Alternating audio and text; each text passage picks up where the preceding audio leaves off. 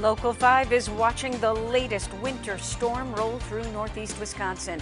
What started out as flakes around dinner time picked up with the wind speed, and when all is said and done, we could have quite a mess on our hands. Thank you for joining us. Tom is off tonight. I'm Michelle McCormack.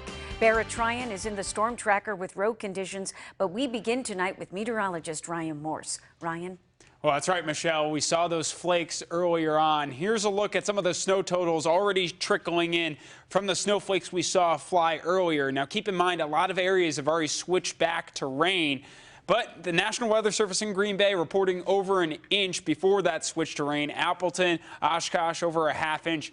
Right now, Wausau, 4.2 inches. They will likely stay all snow. Here's radar and satellite right now across northeast Wisconsin. That rain snow line has dipped north of Green Bay, bringing rain showers and limiting some of those totals for southeastern sections of our viewing area especially.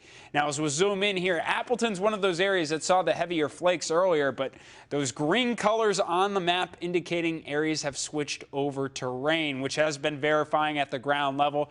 Here's radar and satellite across the state of Wisconsin. We're likely to enter a little bit of a lull period as we look off to our southwest before more snow showers arrive in the morning. Here's the system.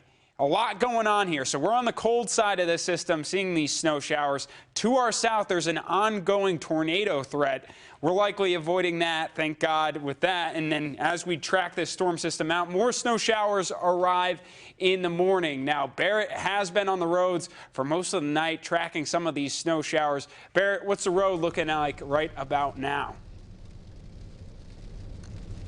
Well, Ryan, we're on Highway 29. We headed out towards Hobart and just turned around and headed back east towards Green Bay. And we talked a lot about that rain-snow mix line, and we kind of got stuck in it here for a little bit. Let me go ahead and switch the camera around to give you an idea of what it's looking like on the roadways right now. You can see the roads are wet, and they just took a pass with the snow plow, so things are much better than they were, I would say, even 45 minutes ago. But roads are very slushy. We're going about 40 miles per hour right now, so it definitely is affecting the roadways. The visibility isn't bad, but that rainy, snowy mix is still happening. Now, as you were mentioning, around the area, it is slow going, but north of us is where we're seeing a lot of the problems. That's it for right now. Michelle, let's head it back to you. All right, thanks, Barrett. Check in with us again when you can. And this reminder to download our weather app, available in the App Store and Google Play. Just search Storm Team 5.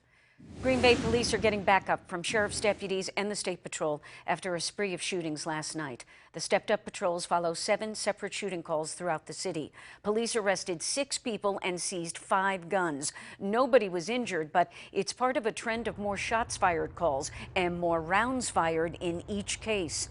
Moving forward, the city is making permanent a neighborhood response team that works in targeted areas where trouble's been brewing. Those officers were able to make a lot of connections in the community, and they're still getting information from people who trust them because they're used to seeing them. These recent incidents of violence are not who we are. They won't be who we are. There will also be public safety dollars committed to more equipment that can enhance surveillance and evidence collection, including a device that detects connections between crimes through the shell casings left behind. 3 of the 6 arrested in connection with last night's shootings have been identified. They are Caleb Williams of Milwaukee, Wayne Lee of Green Bay, and Joseph Sepulveda of Green Bay. 3 other suspects were pursued by police this afternoon and only apprehended after a crash and chase. The officers spotted the suspected vehicle along Military Avenue and attempted a traffic stop. The people in the car would not pull over. Minutes later, they crashed into a light pole on 9th Street near Redwood Drive. 2 people in the car tried to run away but were caught. Again, all 3 are in custody. Police recovered 2 handguns from the car along with some drugs. A longtime supper club in Dale has closed. Still Wally Still has been a supper club since the late 90s, but the building and bar date back even further to the 1880s. But recently, supply chain snags jacked up prices, and hiring enough staff grew increasingly difficult. Today, employees remembered the good times. It was fun. We all picked and teased each other. You could walk from one end of the restaurant to the other, and you could have 20 conversations.